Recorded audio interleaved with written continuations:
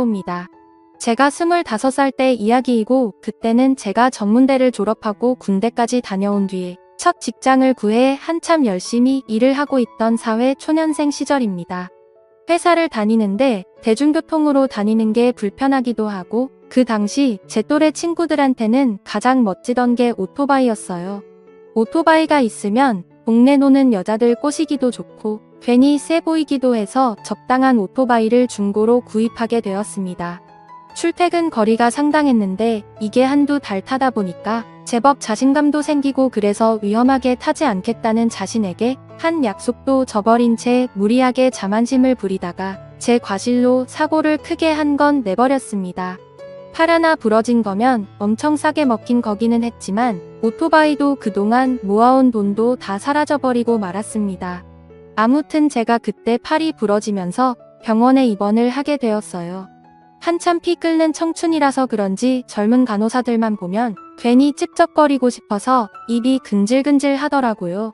넘쳐나는 에너지를 주체 못해서 어쩌다 보니 여자들이 아니라 같은 병실을 쓰던 아저씨들하고만 엄청 친해지게 되었습니다. 아저씨들이 특히 제가 어리다고 간식도 잘 챙겨주시고 그랬어요. 팔이 부러지고 뭐 여러가지 이유로 아파서 입원한 사람들 치고는 담배가 그렇게 피고 싶었는지 하루에도 몇 번씩 흡연구역에서 모여서 놀고 그랬습니다. 그러다가 처음 보는 아저씨를 한 명 만나게 되었습니다. 손목에 문제가 있어서 양 손목 두 쪽 다 수술을 받았고 방금 나와서 담배 하나 피러 나온 거라고 자신을 소개했어요. 양손이 그래서 어떡하냐고 그랬더니 와이프랑 같이 왔다고 하면서 저 먼발치에 있는 여자 쪽을 가리키더라고요. 먼발치에서 봤는데도 그 여자가 눈에 들어온 이유는 미모도 미모였지만 아저씨의 와이프라고 부르기에는 나이 차이가 너무 많이 나 보였어요. 그 아저씨는 딱 봐도 40대 후반으로 보였는데 당시에 제가 25살이었는데도 아저씨 와이프라는 사람은 저랑 비슷한 나이 또래로 엄청 젊어 보였거든요. 멀리서 봐서 얼굴이 잘 보이지 않는데 머리는 허리까지 올 정도로 길고 얼굴도 주먹만한 게 비율도 엄청 좋았습니다. 조금 촌스러워 보인다는 느낌은 들었지만 그래도 멀리서 봤을 때 보이는 실루엣만 봐도 미녀라는 확신이 들었어요. 그런데 아저씨가 손짓을 하니 그 여자가 이쪽으로 걸어오는데 그때 딱 한눈에 봐도 알겠더라고요. 그 여자 얼굴이 조금 이국적으로 생긴 것이 이게 말로만 듣던 국제 결혼이었다는 거요. 한편으로는 이런 아저씨도 이렇게 젊고 예쁜 여자와 결혼을 할 수 있다는 사실이 놀라웠습니다. 국제 결혼이 나쁘다 하는데 뭐가 나쁘다고 하는지도 모르겠고 저도 당시에 여자들한테 사실 인기가 썩 많은 편이 아니었기 때문에 정 뭐 하면 외국인들과 만나는 것도 방법이겠구나 싶은 생각이 들었어요. 그런데 제가 너무 그 여자를 빤히 쳐다봤나 봅니다. 외국 여자를 보는 게 처음이기도 하고 비슷하게 생겼는데도 어딘가 많이 다르게 생긴 이국적인 외모 때문에 시선을 떼지 못했을 뿐인데 아저씨 입장에서는 제가 자기 와이프를 노리는 그런 놈으로 보였나 봐요. 솔직히 속으로는 그렇게 견제하고 스트레스를 받을 거면 자기 나이 또래 되는 여자를 만나지 싶었거든요. 예쁜 여자와 결혼했다는 사실이 질투가 나서 그랬나 봅니다. 아무튼 아저씨한테 외국인을 처음 봐서 신기해서 그랬다고 둘러대니 아저씨도 마음을 열더라고요. 그러면서 몇 마디 나눴는데 알고 봤더니 아저씨는 제 고향집에서 30분도 안 되는 거리에 살던 동네 사람이었어요.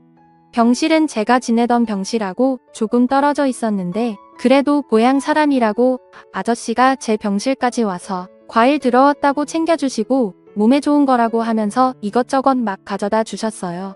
아저씨의 와이프는 당연히 아저씨를 마주칠 때마다 매번 마주쳤는데 특히 제가 병실에만 있는 게 갑갑해서 옥상 공원에 나갔을 때만큼은 그냥 혼자서만 있을 때 마주치고는 했습니다. 병원 입원 생활이 별거 있는 게 아니죠. 그때는 심지어 핸드폰으로 인터넷 하기도 어려웠던 시대라서 병원에서 보내는 시간이 엄청나게 무료했습니다. 다인실이라서 아저씨들이 보고 싶은 TV 프로밖에 못 봤어서 정말 보기 싫은 걸 억지로 봐야 할 때도 있었어요. 그리고 아저씨들하고도 사이가 좋기는 했지만 또래가 아니다 보니 대화를 나누다 보면 제가 껴들기 어려울 때가 있어서 저와는 잘 맞지가 않았습니다. 덕분에 저는 그때마다 CD 플레이어를 들고 옥상에 올라가서 혼자 음악을 들으며 시간을 때우는 게 일이었어요. 그리고 아저씨의 외국인 와이프를 옥상에서 몇 번 만나게 되었습니다. 처음에는 어쩌다가 마주쳤는데 언젠가부터는 그 여자가 제가 올라오는 시간에 맞춰서 올라온다는 느낌이 들었어요. 옥상에 올라와서는 제가 어디 있는지 찾으려는 듯이 두리번대는 걸 봤거든요. 그런데 그녀는 그렇게 두리번대다가 저를 찾으면 저한테 오지 않고 옥상 끝으로 가서 멍하니 하늘 저편만 바라보고 있었습니다. 그 모습에 저는 고향 생각이 나서 그러나 싶었거든요. 그런데 그게 아니라 그녀는 제 시야 안에 들어와서 제가 말을 걸어주기를 기다리고 있었던 것 같아요. 아무튼 그녀에게 처음 인사를 건넸는데 그때가 딱 해가 지고 있는 시점이었습니다. 노을이 지고 있는 오렌지빛 하늘이 그녀의 얼굴에 반사가 돼서 살짝 가무잡잡한 피부와 동그랗고 커다란 눈망울이 반짝거리는데 그 모습이 정말 제 눈에는 그렇게 아름다울 수가 없었습니다.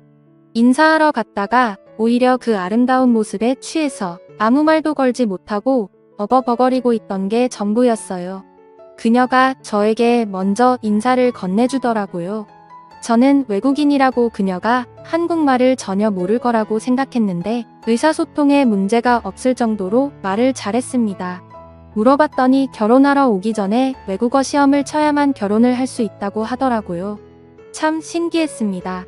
그때 그녀와 많은 대화를 나눴는데 한국말이 능숙하기는 했지만 그렇다고 완벽한 편은 아니라서 대화 중에 막히는 부분이 생길 때도 있었습니다. 그런데 오히려 차근차근 하나씩 알려주면서 어쩔 때는 몸짓 발짓 손짓 다 섞어가며 알려주는 대화가 오히려 더 재미있다는 생각이 들었어요. 그렇게 얼마나 시간이 흐르는지도 모르고 대화를 나눴는지 밖에 어느새 깜깜해졌어요. 한여름 날씨에도 병원복만 입고 있으니 조금 쌀쌀해지기 시작했습니다.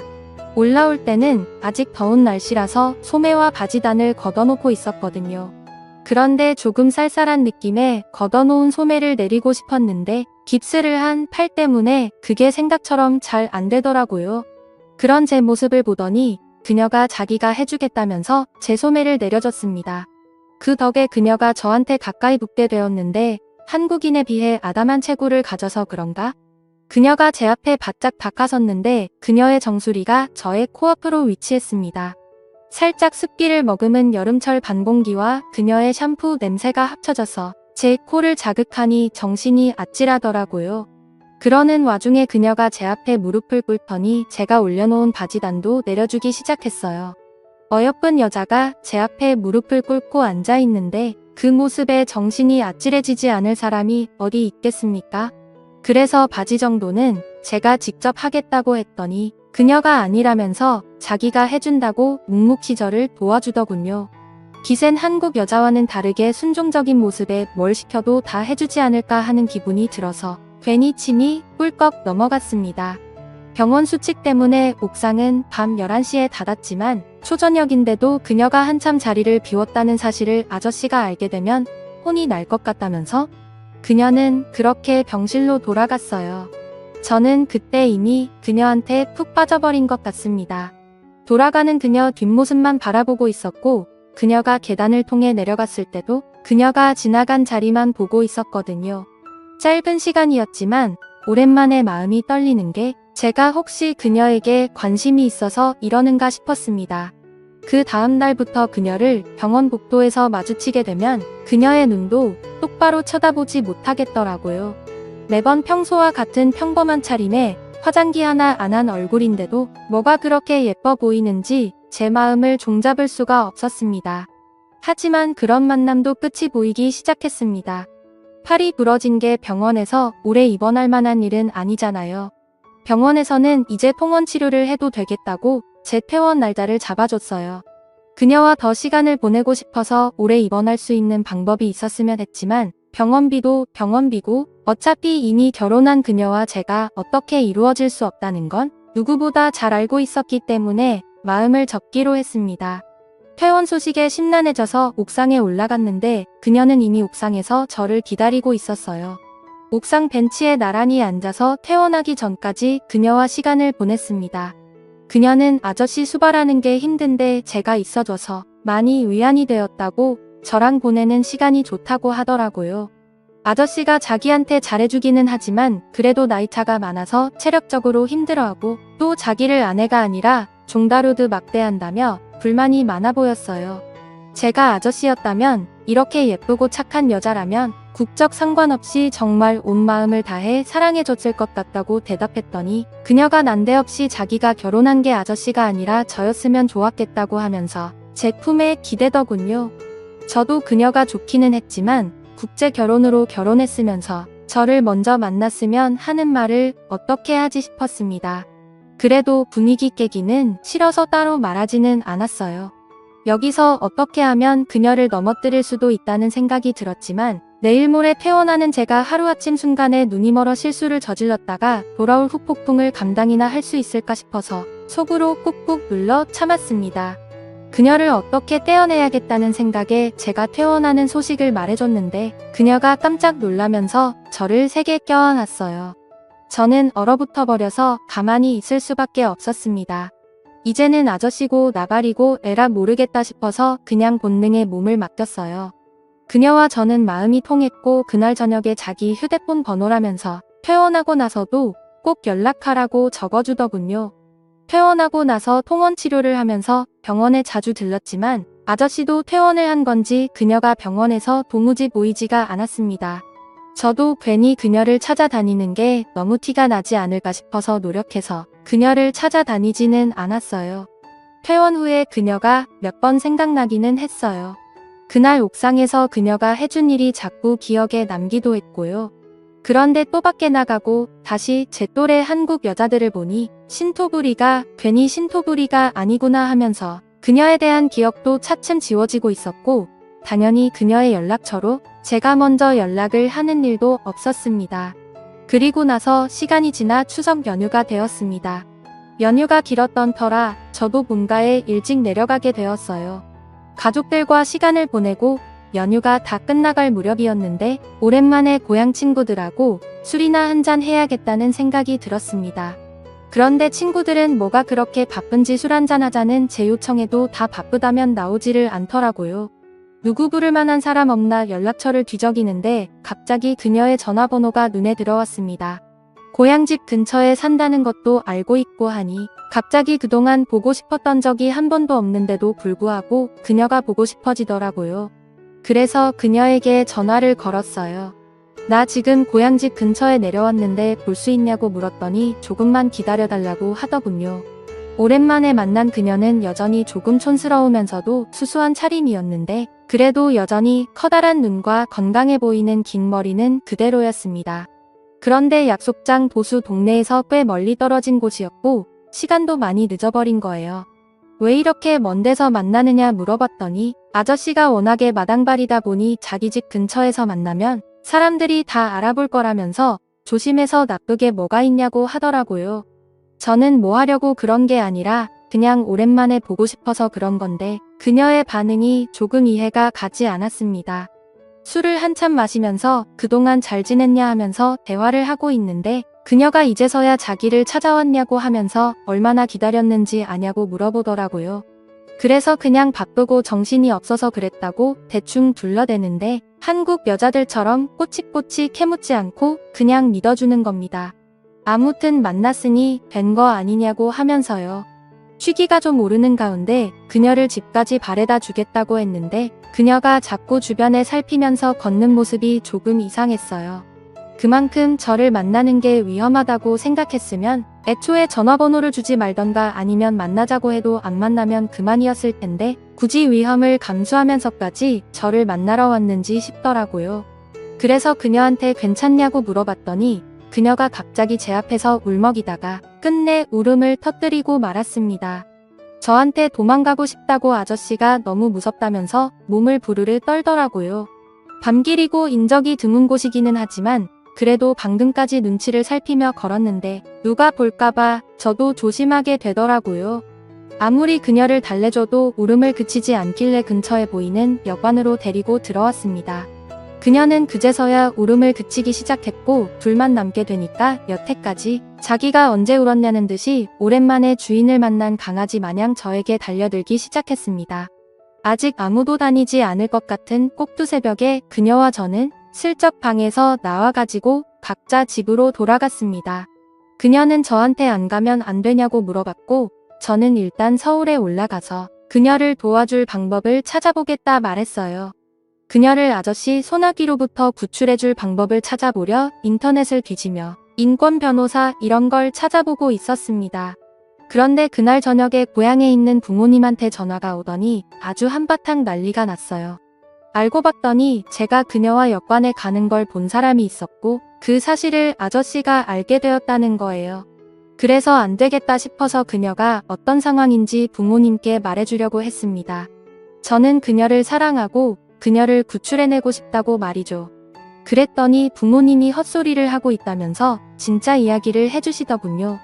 알고 보니 피해자는 그녀가 아니라 아저씨였다는 거예요. 아저씨가 국제 결혼으로 정말 조카뻘 되는 여자와 살게 된 건 사실인데 그만큼 애지중지하면서 살고 있었답니다. 그런데 어느 날부터 그녀가 동네에 몇 안 되는 젊은 남자들에게 꼬리를 치며 다녔고 급기야 아저씨한테 들키기까지 했다는 거예요. 그래서 아저씨가 항상 그녀를 감시하고 다녔답니다. 어찌됐든 자기 돈 갖고 살고 있으면서 그 돈으로 동네 젊은 남자들 만나는데 쓰고 있었으니 아저씨도 그 여자가 밖에 못 나가게 하는 게 방법이었던 거고요. 그런데 마침 명절이라서 아저씨가 술을 좀 마시고 잠에 든 틈을 타서 저를 만나러 나왔다는 거예요. 그러니까 그녀가 주변을 살피며 돌아다닌 것도 이러고 있는 걸 아저씨한테 들킬까봐 그런 거였고요. 아저씨 때문에 못 살겠던 게 아니라 아저씨야말로 그녀 때문에 엄청 스트레스를 받으며 지내고 있던 것 같더라고요. 부모님께는 그녀가 병원에서 알게 된 친구고 그날도 아무 일도 없었고 그녀가 술이 좀 취해서 여관에서 재웠을 뿐 정말 아무 일 없었다고 상황을 무마해야만 했지만 그녀가 저를 진심으로 사랑했고 아저씨에게서 도망가고 싶다고 한 거짓말에 저는 큰 충격을 받게 되었습니다. 그렇게 세상 물정 모르고 순수해 보이는 여자가 저를 그렇게 이용할 거라고는 상상도 못했지요. 그 뒤로는 의심병이 생겨서 정상적인 연애도 못하게 되었고 아저씨한테 몽둥이 찜질을 당할까봐 고향도 몇 년 동안 내려가지 못했습니다. 만남에 있어서는 남들에게 떳떳할 수 있어야 하고 항상 사람을 볼 때 신중해야 한다는 교훈을 준 그녀입니다. 순정적인 외국 여자들이 관심이 갔었는데 그 뒤로는 저를 꽉 잡고 사는 기생, 한국 여자인 지금의 와이프를 만나서 나름 불편하게 행복한 삶을 살고 있습니다. 결혼을 하면 어느 정도 구속되는 건 사실이에요. 그걸 견디지 못하고 밖으로 나가 도는 건 배우자에 대한 신뢰를 저버리는 일이라고 생각해요.